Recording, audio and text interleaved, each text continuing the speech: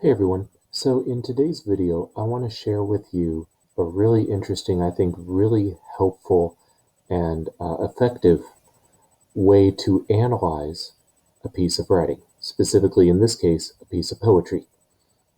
So this is the 3-2-1-2-3 method. You might have used other analysis methods in the past. Maybe you've used TP-Cast, maybe you've used Soapstone, maybe you've used Diddles, or any number of other methods. Personally, I really like TP-Cast, but TP-Cast is also very tedious in parts. So I think this method works just as well as TP-Cast, but this is just a way in which you can analyze a piece of writing. And this will be used later when we get to formalism. So let's talk about this. So what does this mean? So first you have the three. And after you read a poem, you want to start with a 3-sentence summary of the poem. Now, you can use more than that, especially if it's a longer poem, but try to really keep your summary concise. You want to be able to, what this does is it forces you to think about what is the poem literally saying? What does the poem literally have happening? Don't worry about the metaphors, don't worry about what it means, just what is it actually saying?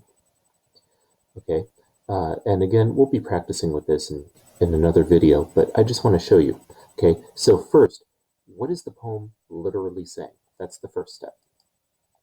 Second step is to look for at least 2 literary devices that are being used in the poem, and then think about why are they being used. Okay, so I listed out some literary devices you might want to pay attention to. What you want to think about when you're looking at literary devices, because there's hundreds of different types of literary devices, and that can be really overwhelming. Poems tend to stick to certain wheelhouses. There are certain literary devices that you're going to find in many, if not most, poems. And the big ones that I think you'll find, imagery, quite often, metaphors, very often, symbolism, again, very often, similes, maybe, and then an overall tone. And so you want to pick a couple of these and really focus on, okay, does this poem have some imagery? Does it have a metaphor? If it does, what is the metaphor and what does it mean? Try to unpack the metaphor. Okay, that's the hard part. And then the one is give me the author's purpose. I'm sorry, not the author's purpose, the speaker's purpose. Keep in mind that in poetry especially, the speaker and the author are not necessarily the same thing. I am a middle-aged man, but I could write a poem from the perspective of a preteen boy or an animal. Maybe I'm writing a poem from the perspective of my dog. I am the poet, but the dog is the speaker. So they're not always the same thing. So who is the speaker? Maybe it's easy. Maybe they're using first person. Maybe there's some sort of outside observer speaking in third person. Maybe there's some sort of narrator. Who are they? And think about, why did the author choose to write from that speaker's perspective? What might that matter? Because I guarantee you it does matter. So what is the speaker's purpose for writing this poem? Now,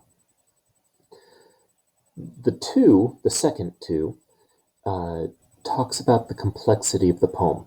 In other words, most poetry